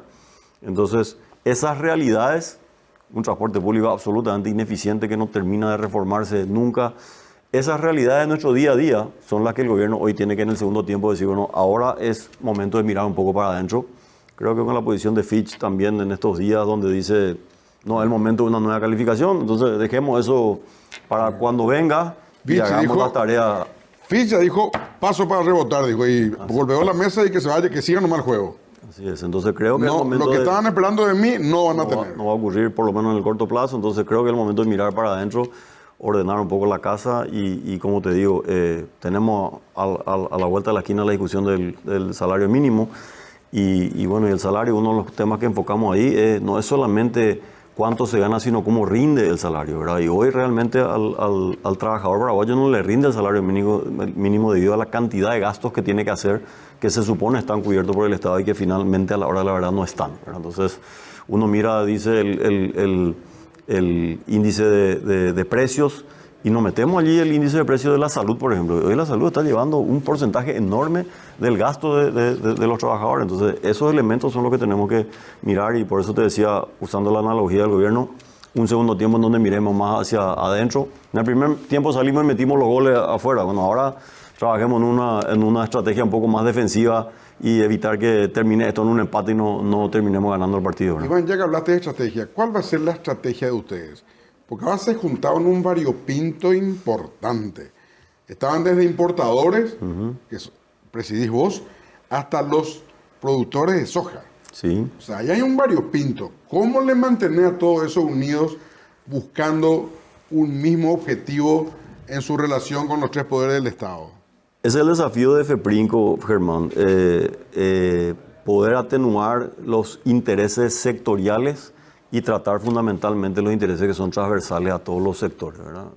Ayer estuvimos justamente en una reunión con la Cámara de Exportadores, nosotros importadores, y nosotros como importadores hoy somos beneficiados de un tipo de cambio tan bajo, por ejemplo, pero somos muy conscientes de que ese tipo de cambio no es conveniente para el país, porque nosotros como sector no podemos ser los únicos beneficiados y que eso perjudique al sector exportador, que perjudique al sector de la construcción, y además cuando vos mirás el modelo o la depreciación internacional del dólar, nuestro ratio está mucho más allá de lo que fue la media de la región. Entonces, algo más hay. Salimos a colocar deuda en guaraníes. ¿Qué cree que se tiene que hacer ahí? ¿Comprar más dólares? Creemos que, por ejemplo, hay no sé si el Banco Central precisamente, yo creo que hay decisiones que el gobierno central toma que afectan a la política monetaria del Banco Central. Por ejemplo, la colocación de deuda en guaraníes. Exitosa desde todo punto de vista de pasar a deber en guaraníes y no deber en dólares. Pero esa colocación... Hoy salió el tiro por la culata. Claro, esa colocación generó un tipo de cambio que no estaba en los planes de nadie, claro, y que dejó un presupuesto general de gasto de la nación descalzado. De casi 2.000 millones de dólares colocados en guaraníes. Así es, y eso generó un descalce. Esos guaraníes entraron al circuito a través del Estado, claro, que no hubiesen estado. Una sobreoferta de guaraníes que hizo, perdón, una sobreoferta de dólares en su momento que hizo un efecto de que baje el tipo de cambio mucho más allá de lo que el gobierno tenía pensado. Entonces, esta devaluación que hoy tenemos no es una devaluación planificada, es una devaluación que se da por sumatoria de factores. Y ahora ya con eso, ¿qué podría hacer, Iván? Bueno, yo creo que la revisión que tiene que hacer el gobierno es qué rol puede efectivamente jugar el Banco Central, si es necesaria alguna relativa intervención o no, que ha dejado de intervenir en el mercado. Porque si compra dólares va a inyectar liquidez. Sí, señor. Y si hay mucha liquidez, va a sobrar, la demanda de dinero va a bajar. Va a haber inflación, que es otro factor que el gobierno quiere controlar, pero entonces hay que medir cuál es el menor de los males, ¿verdad? O sea, tal vez unos puntitos más de inflación, pero levantar el tipo de cambio para que esto termine siendo beneficioso para otros sectores que mueven muchísimo la economía. Más tarde o más temprano, yo creo que la construcción, que está moviendo mucho de la economía, se va a resentir con estos números, ¿verdad? Ya está muy resentida la construcción en el sector público por la falta de pago del gobierno. Se va a empezar a resentir el sector de construcción porque ese sector tiene sus precios puestos en dólares, porque gran parte de sus compradores son internacionales y sus costos en guaraníes. Entonces, claro, por ejemplo, un departamento, para hacerlo fácil, Lenin, un departamento de, no sé, 60 metros cuadrados que costaba $100,000, hoy cuesta $120,000 o $115,000, porque el dólar se evaluó 17%, de los cuales vos necesitas para construir ese departamento, claro, todos tus costos están en guaraníes. Claro. Un problema que no estaba planificado. No, en esa dimensión no estaba, porque realmente el dólar se está devaluando en el mundo. Así es. Pero no por al un 17-18%. Del propio gobierno americano. Sí, señor. Ellos quieren bajar el valor del dólar para exportar más y cerrar su déficit comercial, ¿verdad? Ahora, a nosotros se nos fue la mano. Esa es mi apreciación. Yo apenas soy ingeniero, Germán, pero esa es mi apreciación de que realmente acá hay un factor intrínseco y no solamente el factor extrínseco del tipo de cambio a nivel global. Simplemente al compararlo con Brasil, que es un mercado súper cercano y que tiene índice de evaluación del 8, 9, 10%, depende del periodo que mire, y nosotros en ese mismo periodo estamos casi en 18%. Entonces, hay un factor interno nuestro que podría asignarse al concepto que vos decís, se nos fue la mano, y repercute en las cuentas públicas de manera drástica, ¿verdad? Es decir, el 60% del ingreso de la DENIT viene por aduanas, y aduana con un tipo de cambio de 1.200 puntos menos, obviamente sufre el impacto. Y ese es el motivo de la declaración de economía de guerra del ministro Fernández Baldovino. Se me cae la recaudación, tengo que recortar. Y ese se me cae la recaudación tiene un componente de planificación complejo, porque Ahora, cómo se hizo un plan sobre un tipo de cambio de 7.800 cuando que el mundo ya veía... El año pasado, Iván, todo el mundo sabía que el dólar iba a bajar. Así es. Lo decía Bassett, el secretario de Tesoro de los Estados Unidos, lo decía clarito. Vos ponías en un traductor de inteligencia artificial, Claro. y te iba a decir que iba a bajar el valor del Por lo dólar. menos te iba a proyectar y él, un sin rango. embargo, su proyección de déficit, su proyección de presupuesto, define el año pasado ya, igual calculaba el dólar 7.500, 7.300. 7.810 el presupuesto general de gasto de la nación. Imagínate. O sea, era un presupuesto de fantasía. Desde esa perspectiva inviable. Entonces, el momento del ajuste hoy, obviamente, termina impactando en aquello que fácilmente se puede ajustar, que es la inversión.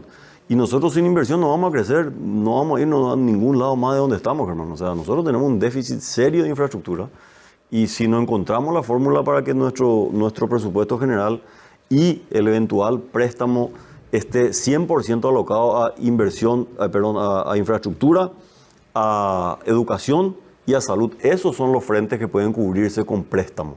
Pero nosotros hoy estamos Y pagando... esos gastos, Iván, es el 70% del gasto.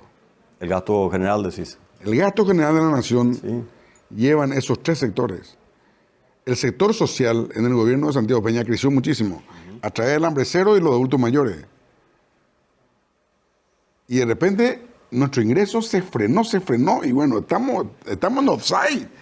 Y lo peor es que se nos rompieron las dos piernas, no podemos salir del offside. Y pasa en la empresa cuando vos proyectás el año que viene con una superventa y después resulta que no viene la venta y tenés el gasto. Y estamos en una situación medio así, ¿verdad? Proyectamos un ingreso fiscal que no va a venir aparentemente, y resulta que tenemos una estructura de gastos muy rígida que hay que revisar definitivamente, ¿verdad? Y dentro de esa estructura de gastos hay, como bien decías, programas sociales súper loables, ¿verdad? O sea, interesantísimo lo que puede producir el programa Hambre Cero. Pero tendríamos que tener la claridad si ese programa está financieramente calzado para adelante. O si no, ¿de dónde vamos a sacar para sostener un programa como ese si se caen mañana los fondos de Itaipú y si no hay un Si proceso? la tarifa baja de 19 a 9,5, ¿Quién va a pagar? olvídate del hambre cero. ¿Y quién va a pagar ese Y programa? vamos a pagar con deuda únicamente. Por eso decía, a mi entender, como te digo, apenas soy ingeniero civil, no economista, pero a mi entender... No, pues no hay que ser tampoco economista para... Correcto, es medio pero sencillo digo, eso, pero- pueden haber opiniones más calificadas que la mía al respecto, ¿verdad? Pero digo nomás, mi entender es que estamos bastante limitados ya en nuestra capacidad de endeudamiento. Presidente, hablaban también de la degradación institucional. ¿Es el Poder Legislativo el que está más aplazado?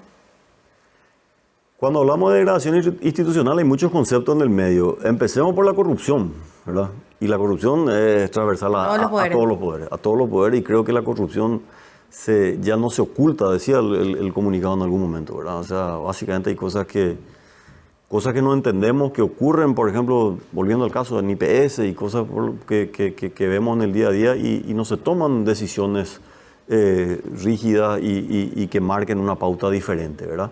Ciertamente en el Poder Legislativo, y mencionábamos hoy el caso del senador Rivas, inexplicable, insostenible a todas luces, la demora en casos muy concretos y muy definidos de representantes del sector legislativo que tienen procesos o que tienen cuestiones que permitirían un rápido recambio de esas piezas, es para nosotros inexplicable. O sea, por retener un voto estamos sacrificando la calidad del Poder Legislativo. Creo que este Poder Legislativo deja bastante que desear en ese sentido, y ese corporativismo de proteger a los suyos hace demasiado daño al país, ¿Va a ¿verdad? tener consecuencias a nivel país eso, presidente, en tu criterio?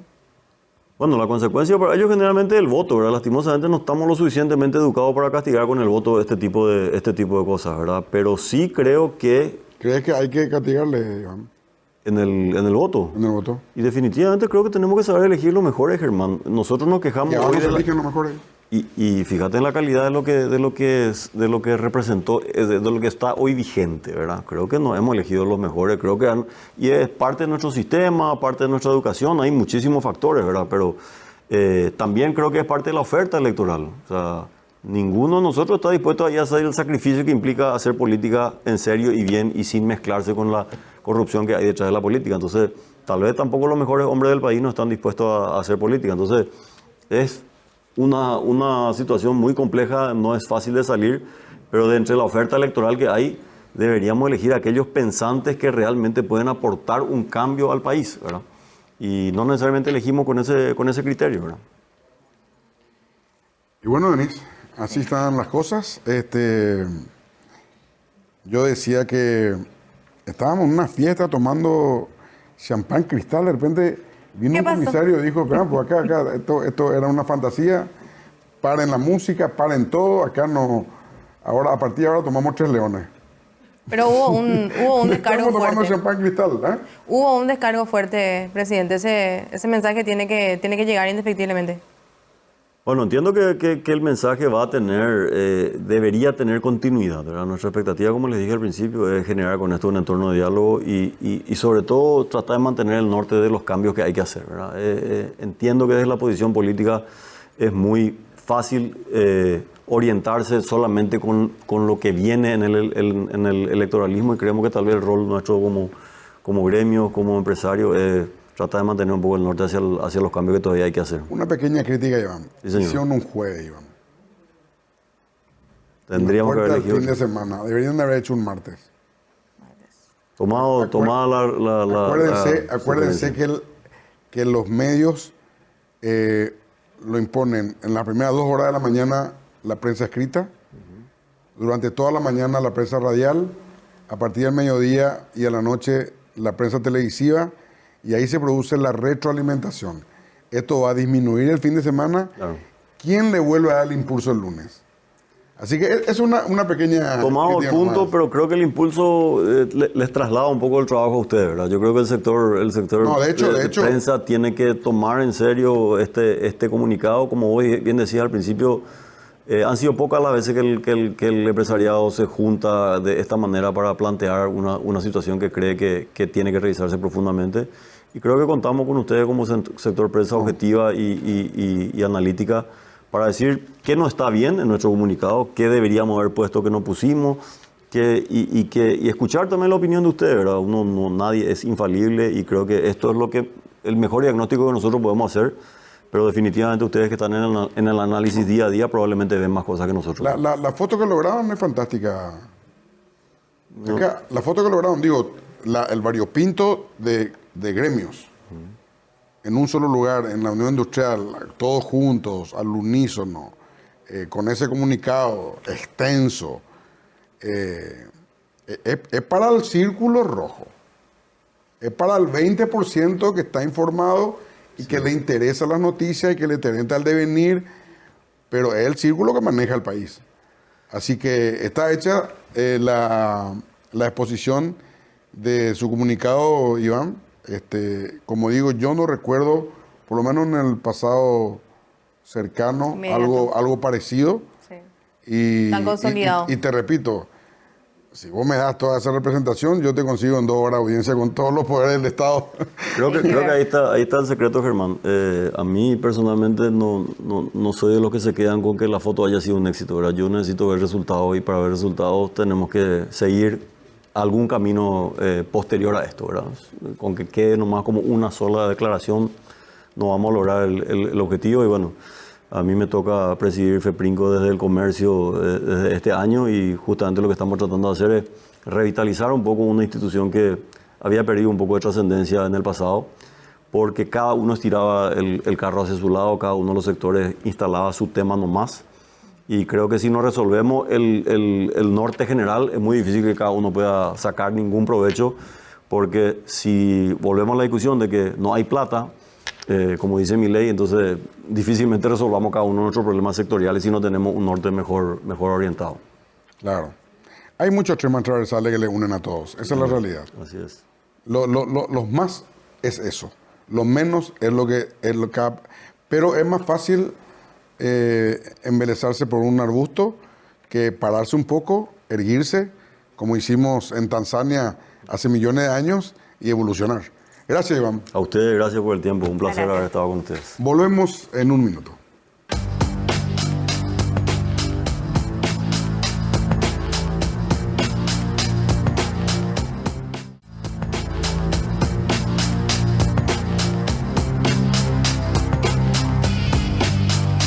¿Venís? Y es momento de disfrutar del verano, del aire libre, pero siempre protegidos del sol con Dermagloss Solar, que tiene una familia de productos de diversos factores de protección y distintas presentaciones, como este que yo uso, que es el Dermagloss Solar con factor de protección solar 50, que protege, hidrata y nutre mi piel. Me lo aplico antes de salir de casa para estar protegida desde temprano. Disfruta del verano con Dermagloss, una familia de productos para que tomes lo mejor del sol. Ahora sí vamos a compartir con nuestro amigo de la casa hace muchos años, Roberto Paredes. Con él da gusto hablar de cualquier cosa. ¿Qué tal, Roberto? ¿Cómo estás? Súper bien, contigo da gusto hablar de cualquier cosa. Germán, vos sabés, hemos conversado, discutido, coincidido, pero desde décadas atrás. Y de eso se trata, de eso se trata. Sí. Bueno, Roberto, ¿cómo estás viendo todo? Contame, hacemos un pantallazo. Veo como que hay un futuro esperanzador, complejo, pero con salidas posibles, en las que habría que buscar la mayor racionalidad, desde mi punto de vista, ¿verdad? Hoy, por ejemplo, los productores me estaban hablando si era grave lo de Rivas, y yo le digo, no hablé con él, pero para mí es más grave lo que pasó recientemente, que te saquen una pierna en vez de otra, un seno en vez de otro, o que te metan una inyección con leche a una criatura que es bebé, ¿sí? O sea, estamos en ese campo, yo creo que se están entregando títulos en todas las direcciones, ¿sí? ¿Y políticamente cómo ves el ambiente, Roberto?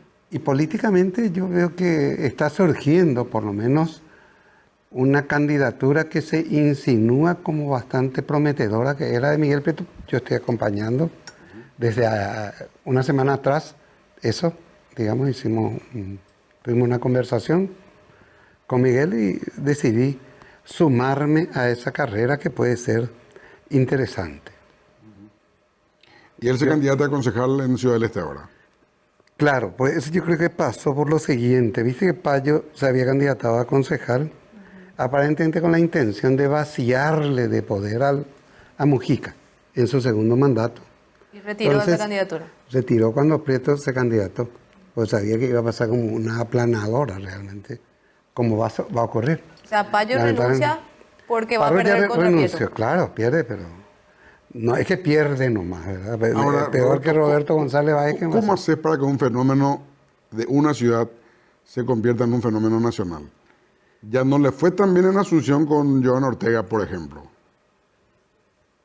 Yo creo que la ventaja que tiene Prieto, Germán, yo creo que vos sos uno de los politólogos más preparados, ¿sí? La ventaja que tiene Prieto es que tiene algo que mostrar. O sea, ¿qué fue el resultado a favor de Mujica? Fue un sí a la gestión de Prieto. Y fue un sí aplastante. Hay que tener un poco en cuenta eso. No es un sí a una persona nomás, porque es interesante, porque tiene buen discurso, o porque es especialmente bonita, sino que es sí a una gestión, y no a cualquiera.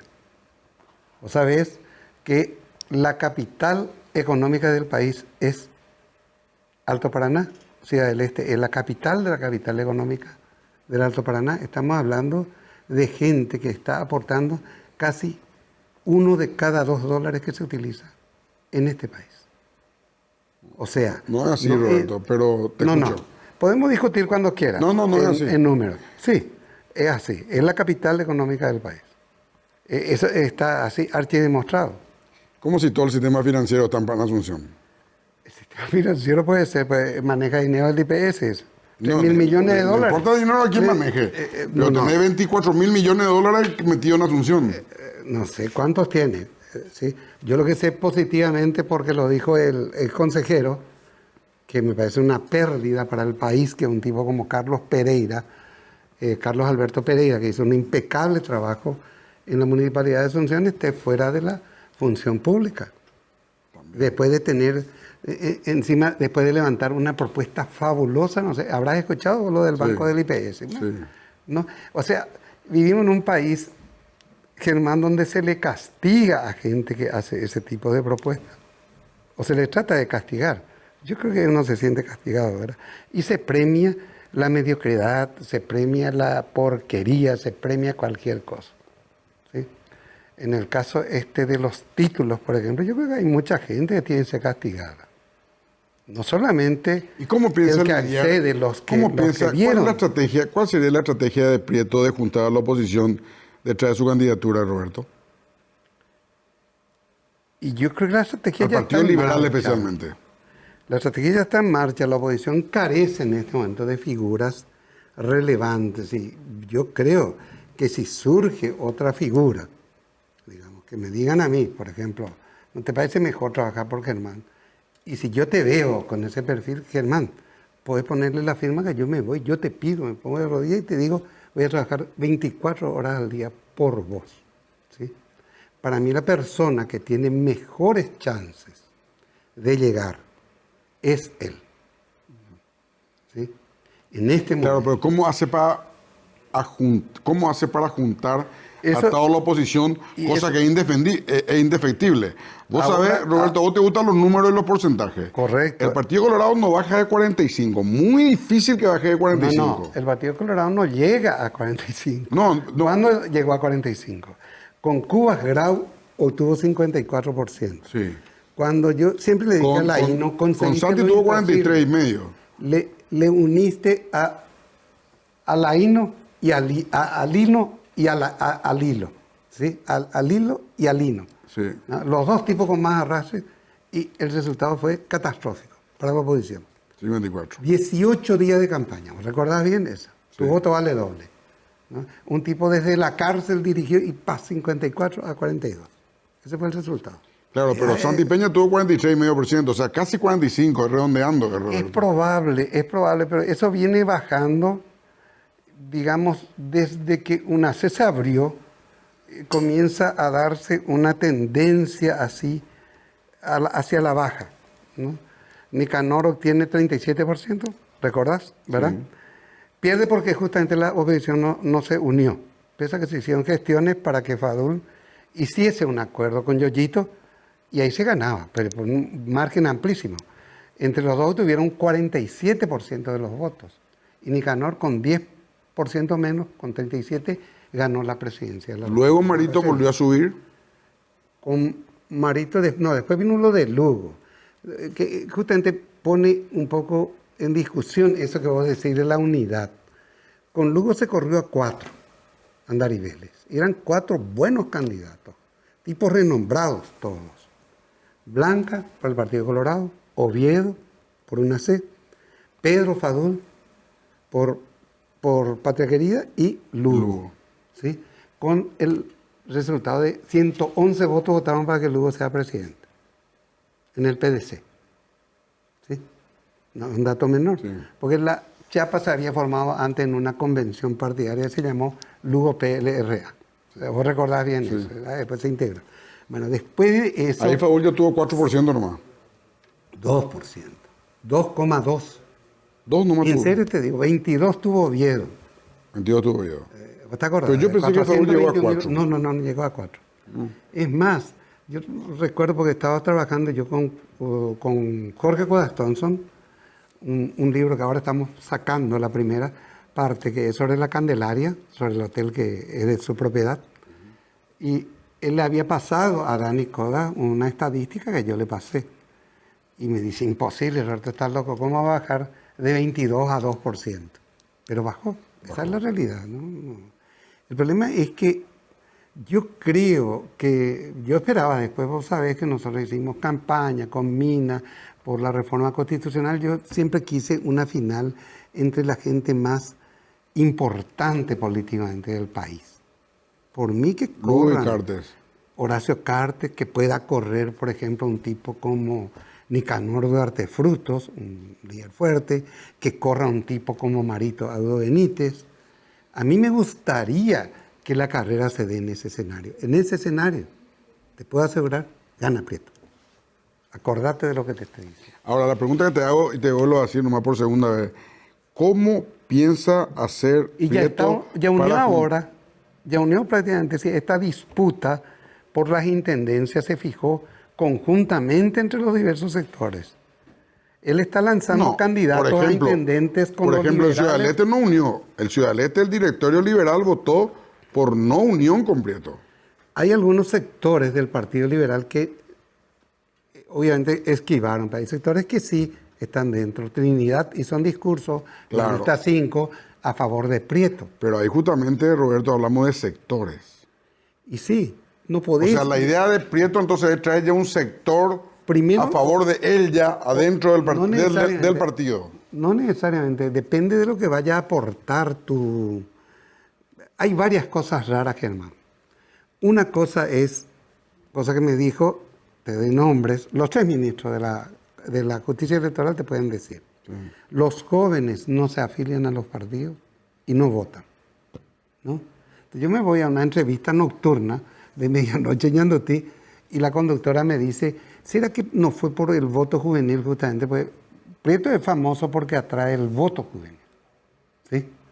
Y el voto juvenil no está afiliado a los partidos, hay que tener cuidado con eso. Entonces cuando ella me hace la pregunta, yo me asusto y le dije, no quiero ser irresponsable, prefiero ir a la justicia electoral a averiguar cómo votaron en el este y después decirte con propiedad si tuvo un alto porcentaje de voto juvenil o no, ¿sí?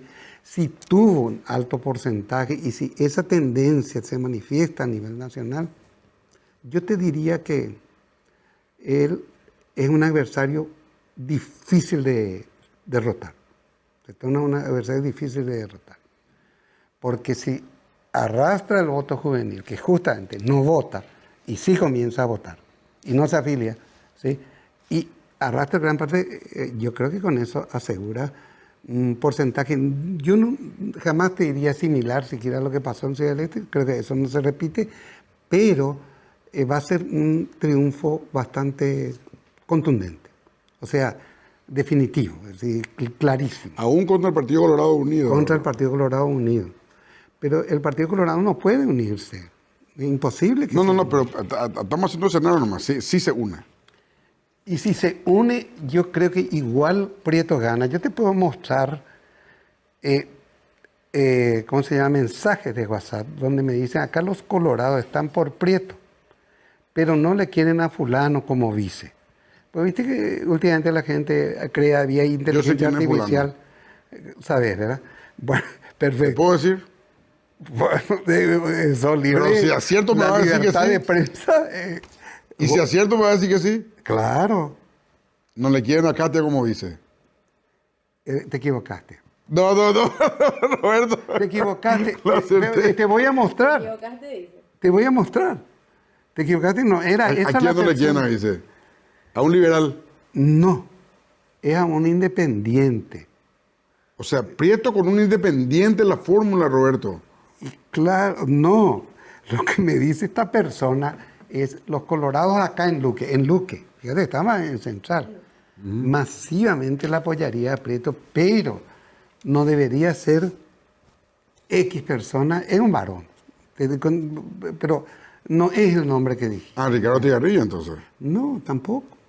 No, es de un partido como el Partido Liberal, por ejemplo, que es el ¿Para que qué tiene... queremos saber eso? Es Bueno, irrelevante, ¿verdad? vamos a hacer una pausa. No tiene luego vicepresidente todavía, o sea, no tiene esa dupla definida. No tiene ni debería tener hasta que, digamos, Lugo, por ejemplo, acá Germán te puede contar mi historia con Lugo, pues la conoce de memoria. Yo me peleé con Lugo varias veces y una vez fue porque justamente pactó con el Partido Liberal sin consultar conmigo, entre otra gente, ¿verdad? Porque yo estaba en desacuerdo con esa... yo creo que vos tenés que pactar cuando alguien te da algo. Si yo te voy a asegurar la cobertura de todas las mesas, bueno, fantástico, podemos pactar, ¿cierto? Pero hay que ver qué es lo que te va a dar el otro, ¿no? Por un lado. Por otro lado, hay que ver qué quiere la gente, ¿sí? La gente quiere un cambio, quiere resultados. Y hasta donde yo veo, Miguel dio resultados fantásticos, le derrotó a uno de los clanes más poderosos políticamente de este país. ¿Era o no el clan Zacarías un grupo poderoso, hermano? En su momento sí. En su momento sí. En su momento era un clan poderoso. Y él consiguió derrotarle, pero si se hubiese quedado ahí, bueno, no pasaba nada. Pero ¿qué hizo él? Produjo algo que la gente respaldó.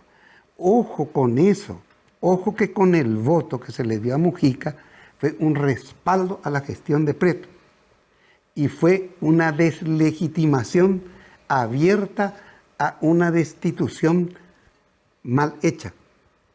Pensamos, ¿sí? No, yo decía acá, el Partido Colorado se puso la soga al cuello. Se equivocó. Y finalmente consiguió la peor derrota de su historia. Es correcto. ¿No le bastó con la salida en el hecho? No. La derrota del Partido Colorado fue la peor derrota de su historia. Esa fue la peor, la que se dio en Ciudad de su historia, desde 1887. De toda su historia, de toda la historia. Ni en los gobiernos liberales no perdió como perdió en Ciudad. Es cierto lo que te está diciendo. Vamos a hacer una breve pausa y continuamos con Roberto Paredes.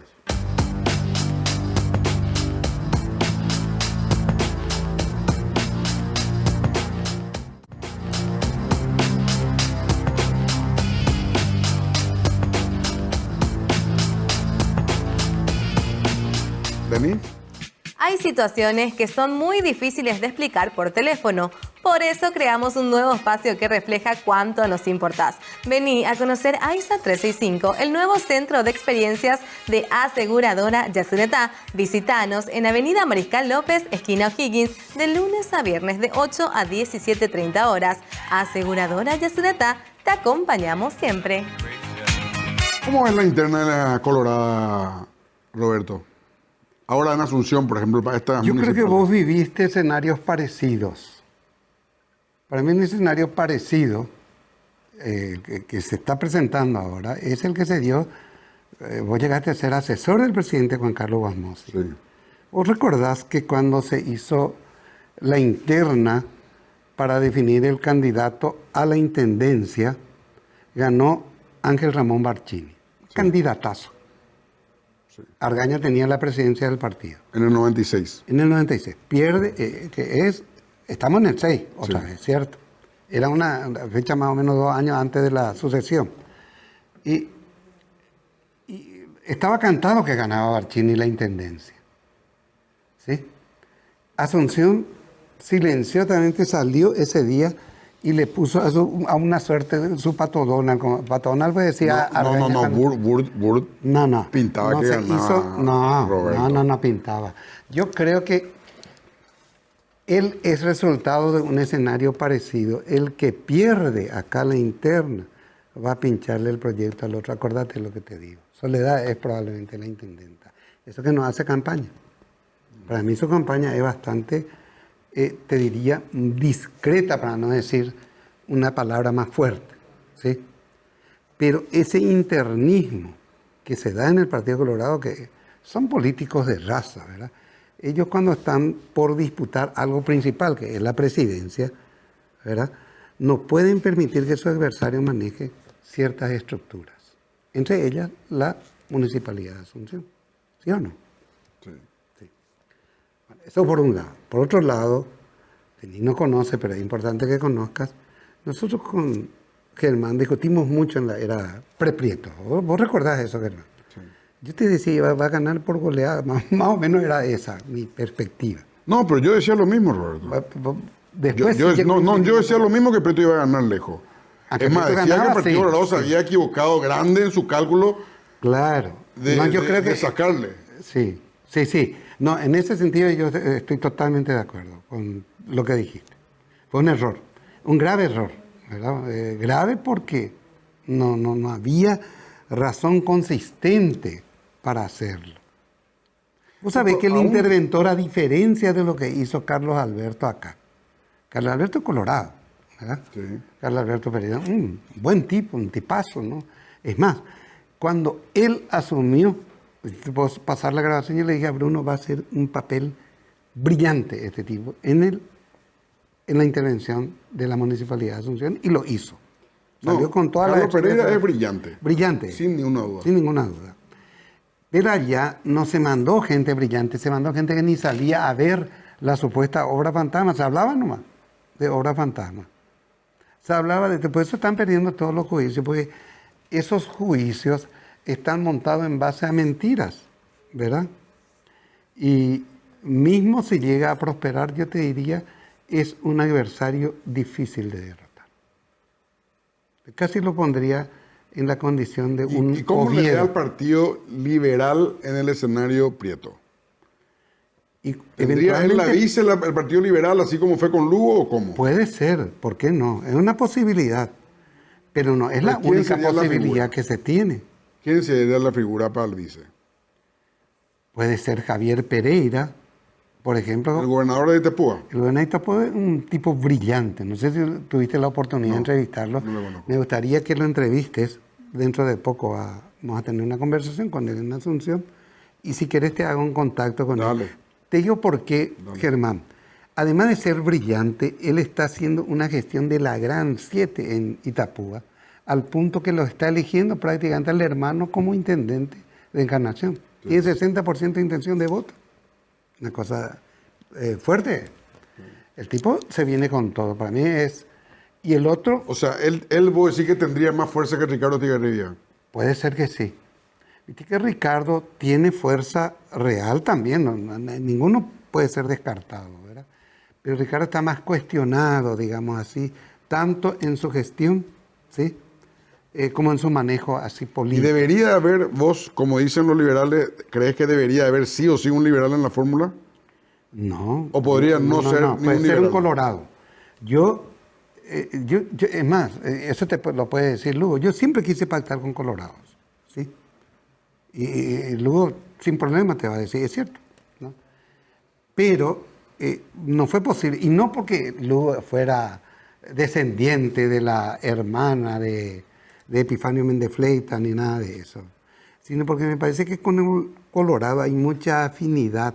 El colorado tiene una cuestión de piel con los pobladores de todas las clases sociales. Más que los liberales. Roberto. Mucho más. El colorado dije a la gente, ¿no? Esa es una característica que han tenido los grandes caudillos colorados. ¿Y a siempre. Vince cómo le ve, Roberto? A mí no le veo con posibilidades, ¿Por qué? sinceramente. Y en parte tal vez porque sea un ministro religioso no muy, digamos, importante en Paraguay. Y a- Y y el Aliana- Paraguay es el país con más católicos, ¿sabes eso, verdad? De Más América católico en Latina. América. En América. 88% de la... Así es. ¿Y a Aliana cómo le ves? Aliana me parece que tiene derecho a disputar. Yo creo que no. Pero más que su derecho, ¿cómo Más- le no. ves con chances? Por mí que que disputen los grandes, ¿verdad? Yo siempre soy partidario. Yo creo que hay que blanquear la política paraguaya, ¿sí? Blanquear para mí significa sincerar, es decir, ¿quiénes tienen gente? Vamos a ponerlo a eso a correr y si gana, ni ganó, fantástico, bueno, ganaste hermano y soy el presidente de la República. Te haremos oposición constructiva desde acá. Si gana Horacio, idem, o si gana Marito también. ¿Verdad? Pero esa es la gente más Pero de Aliana, fuerte ¿qué opinas? políticamente. ¿De Aliana qué opinas, Roberto? Yo con Aliana trabajé, yo estaba en el consejo de dirección de la EBI cuando él estaba como gobernador de Ñeembucú. Le ayudamos muchísimo nosotros. Él llamaba y yo estaba ahí, le podía ¿Y preguntar. qué decís de él ya que le conoces? Mira, cuando le llamé solo me dijo que tal Roberto, fue candidato a vicepresidente. Después nunca más me llamó. Le quise entrevistar varias veces, tenía un canal por redes sociales, me dijo que sí, en un principio, después se borró. Yo creo que él no tiene la autonomía, por eso es que a mí me preocupa el futuro político colorado, ¿verdad? Lo interesante sería que líderes con suficiente autonomía sean los que entren a disputar la presidencia de la República. Decime 3 motivos por los cuales Prieto cree que puede ganar. Uno, porque tiene un dinamismo atípico. ¿Sí? A mí me asustó, y pocas cosas me asustan, el programa de visitas que tenemos programado para esta semana. más o menos 14 actos por día, durante 7 días. corridos. 14 actos por día. Sí. Pero entonces, De visita la de mañana, médico de cada tarde. acto. Son pequeños, algunos son pequeños, otros son masivos, otros son de todo tipo, ¿sí? Pero está programado, ¿verdad? Moverse con mucha... No es como el... ¿Vos te acordás del Ñemoquetaguazú de Lugo? Sí, Lugo. Eso fue mucho menor en cuanto a, digamos que dinamismo de lo que él piensa imprimirle a esa campaña. 2, porque se convirtió en un referente muy fuerte para los jóvenes de este país. Y los jóvenes de este país, Germán, dejaron de afiliarse y dejaron de votar, lo cual es peligroso porque dejaron de creer en la política y de repente él despierta de nuevo credibilidad en esa gente que parece un aporte positivo de por sí eso. ¿Sí? ¿Y tercero? Y 3, porque hizo una gestión que fue respaldada por un electorado amplísimo recientemente. ¿Y vos decís que se vota con racionalidad? ¿Cómo? ¿Vos Se decís que la vota- gente vota por racionalidad? Yo creo que la gente lo que nos demostró en Ciudad del Este, y ojo con eso, es que la gente quiere resultados. Prieto le dio resultados, ¿no? Un colega nuestro en común, vos lo conoces bien, fueron ellos a hacer un Paraguay bien hecho. En Ciudad del Este vinieron asustados. El 90% de los empresarios estaban a favor del Prieto. Pero no solo los empresarios, es la población en general. Mujeres, hombres, de diferentes edades y jóvenes, ¿no? Entonces, yo te diría, para ir cerrando, porque creo que estamos quedando Sí, cortos de tiempo. Ya tenemos Germán. un minuto, Roberto. Para ir cerrando, te diría que no es imbatible probablemente, por lo menos hasta ahora no te diría que es imbatible, pero es difícil de derrotar a Miguel Prieto, independientemente O sea que de lo la bueno fórmula de con todo, la que Roberto, venga. es que se va a poner linda la fiesta. Se va a poner linda la fiesta, ojalá que se ponga linda en serio y que Linda en serio. podamos ver Yo creo que a sí. todos los mejores jugadores dentro de la cancha. Ahora, como decía Argaña, a los pingos se lo conocen en la cancha. En la cancha, y este ya estuvo en la cancha. Este ya estuvo. Y estuvo en la cancha contra los Zacarías, ojo, no es cualquier pingo. Vos sabés que muchos le quisieron tumbar a los Zacarías, sabés perfectamente. Sí. ¿verdad? No, Y los Zacarías pudieron, son fuertes. Ni dentro, ni de adentro, ni de afuera. ¿sí? Y él lo consiguió. ¿sí? El gobierno paraguayo se trasladó a Ciudad del Este. ¿Vos recordás eso? Estaban los presidentes Ah, nosotros de todas grandes las ganamos. entidades. Nosotros, justamente hablé más temprano Sí. con una invitada. Nosotros en Curupaytí, grande ganamos y después terminamos perdiendo la guerra. Grande ganamos en Curupaytí, ¿te acordás? Sí, 100-1 las bajas. 100-1 y ahí se equivocó López.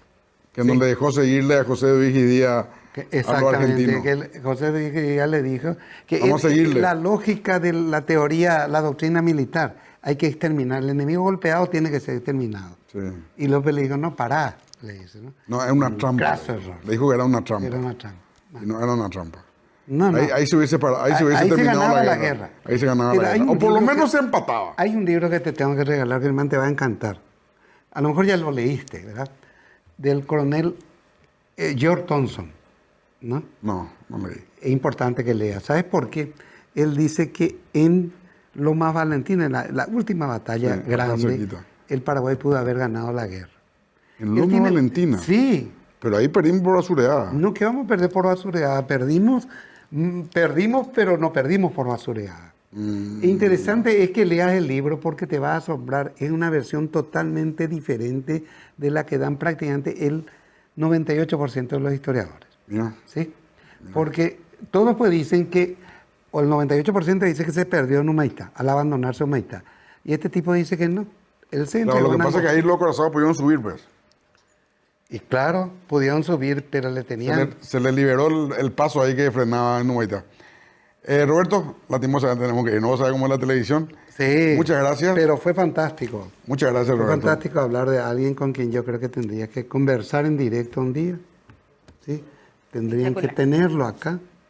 Me gustaría... Sí, ya hablé yo con Prieto. Ah, ¿ya hablaste? Ya hablé con Prieto. Fabuloso. No así todavía, hablamos por Zoom. Cuando estuvo recorriendo Asunción. Una agenda Hablamos apretada. el domingo ese por Zoom. Pero interesante, Prieto. Sí. Lo lindo es que se tiene que poner competitiva la elección. Le Tiene va, a que ser obligar, competitiva. le va a obligar a Prieto a esforzarse al máximo y también a los colorados, si hay un peligro, a esforzarse al máximo. Claro, claro. Y ahí gana el país. Cierto. Gracias, Roberto. No vamos, Denis. Nos encontramos nuevamente el otro domingo. Si Dios quiere, nosotros nos encontramos mañana a las 7 de la mañana en Marcando Pautas. Dado por Dermagloss, una familia de productos para que tomes lo mejor del sol. Aseguradora Yacyretá, te acompañamos siempre. Cooperativa Capiatá, juntos alcanzando metas.